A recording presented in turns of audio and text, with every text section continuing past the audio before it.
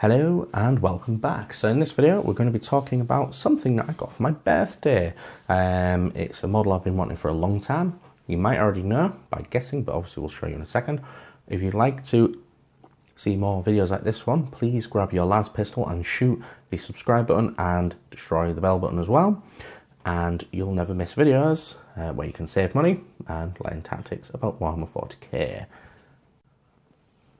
So, what am I going to show you? I'm going to show you basically what I'll tell you is, it is a tank, it's for the Imperial Guard, and it is quite an expensive one. It's not excessively, it's not Forge World prices, but it's still a beast. You've probably guessed it already, so I'm going to show you what it is. I'm going to drive it onto scene.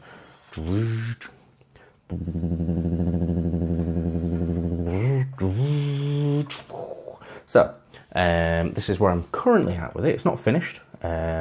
I haven't glued it all in place, so what I intend to do is be able to use multiple variants. I originally bought it to use for the Shadow Sword, so currently, as you probably tell, it's not the Shadow Sword. It's basically, I can't remember what this one's called actually. It's basically set up for the Baneblade style model.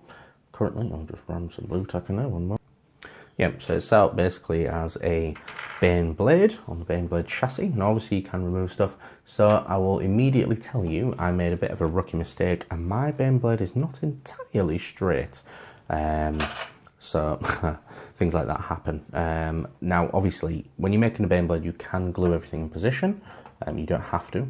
I am currently yet to make the sprue supports for over here. So one thing that's annoying me at the minute is there's two videos, both of them are actually pretty good, and I'll tell you how to magnetize and how to get on with it. But one thing that annoys me, because it's done in American, or the old measurements in inches, they always give you, it's about 1 2/8 of an inch, about that. It's not specific and it annoys me, so what I'm going to do is, I'm nearly ready to do it, but because you need to use another part here, I'm going to line it up, probably draw a bit of a line, put some blue tack on some sprue, set it in position if it works, glue it in that position, and maybe draw around it and it'll be fine. But it is annoying that no one's giving it in millimeters, and that would be way better. Centimeters or millimeters would be lovely, and obviously I could Google it and convert it, but I'm lazy, so this is me we're talking about. So yeah, so as I was saying,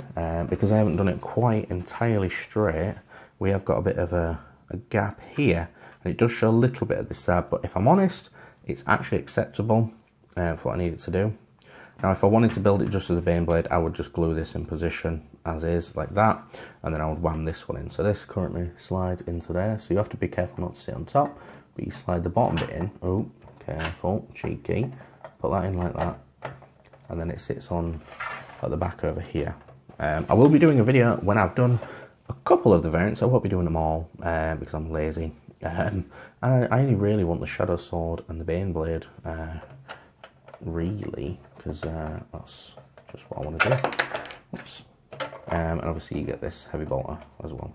I didn't magnetize the guns because I pretty much assumed I was going to use heavy bolters anyway, and if not, I'll proxy them.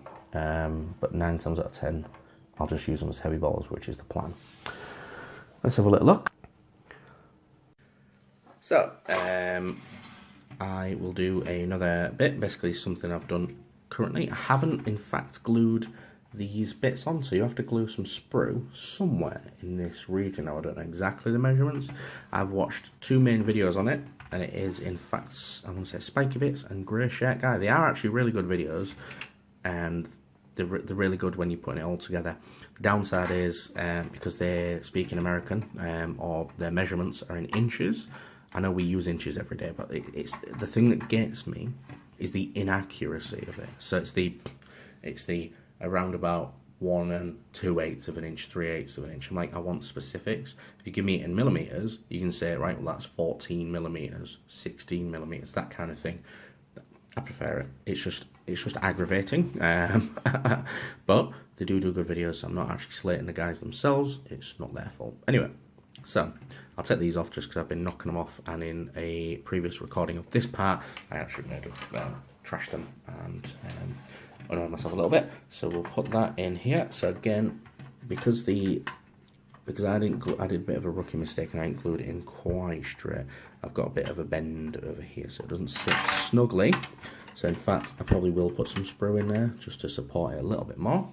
And if I'm building the, good gosh, Stormlord and those type of variants, this sits just here. I think on both parts, this back bit is the firing deck, sits back there. And obviously if we're doing the Stormlord, this bit goes here.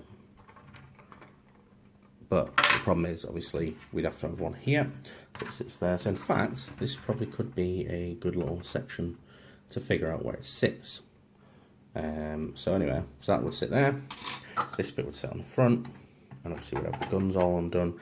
I also need to get some super glue, which I haven't got currently. It's not payday, so I'm not going to be able to continue properly. But I need to put some magnets in so I can put multiple turrets in, or at least the Shadow Sword and maybe one other variant.